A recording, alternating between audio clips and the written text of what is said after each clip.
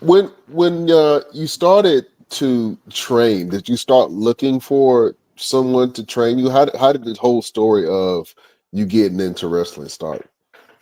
So when I had gotten out of high school, um, I was working for a company. I was actually a licensed loan officer for a mortgage company, and we were like on break, and we would work, 4 to 8 or 4 to 9 p.m. at night or whatever it was, and we were on break and outside eating with a friend of mine who was a professional MMA fighter, and we were walking back upstairs, and there was like the cleaning crew was there, like cleaning the building, like tidying up after hours and stuff. And he goes, "Do you know who that is?" I was like, "No." We were both fans of wrestling, and there was a local indie wrestler who's been around the scene for a while. He's like, "That's Chip Stetson."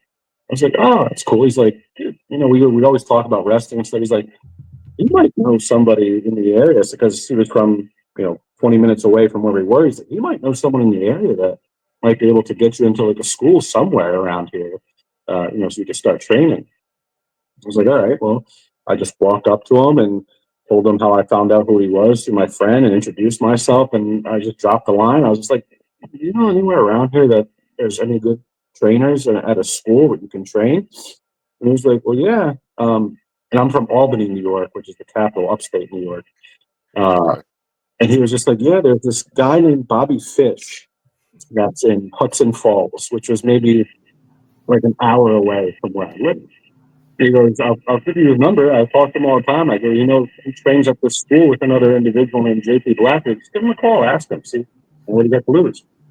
So I think it was like a day or two later, I called Bobby and he explained to me what they were doing up. We called the Do or Die Academy in Hudson Falls, New York. So he explained to me what they were doing up there and explained the facility. He said, "If you want to come and check it out and try out, you just come up, we'll be there this Saturday, come up and give it a go." So me and one of my best friends were really big into wrestling. We just went, "Well, let's go." Pretty good at that one day, and uh, rest is rest is history until I moved out of New York. So, I trained with them for about almost 2 years. Bobby Fish is one of those guys that if you step in the ring with him, you're guaranteed to know that you've been in a fight. Talk about what it's like to train with him, and the different things that he took you through in terms of his background.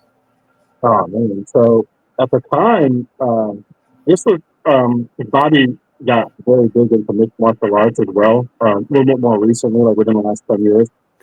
But at the time, when I was introduced to Bobby, he was going back and forth between the states, and he was working for Pro Wrestling Noah at the time as well. So he'd go over there for a tour for like a month or two, and then come back for months, and then go back. So uh, training with Bobby was no joke. And Bobby being trained by Hardy Race and Tony DeVito, uh, he was taking a lot from so many different areas, whether it was from Harley, Tony DeVito, or even when he was playing at the dojo and Noah and bringing that back. And that's how he taught, us. It was exactly how he was taught, whether it was from Harley, Tony DeVito, or what he was learning over at the dojo. It was extremely strenuous. You know, at the end of the day, nothing that we do is easy for any, right? As professional wrestlers, there's nothing easy about doing this.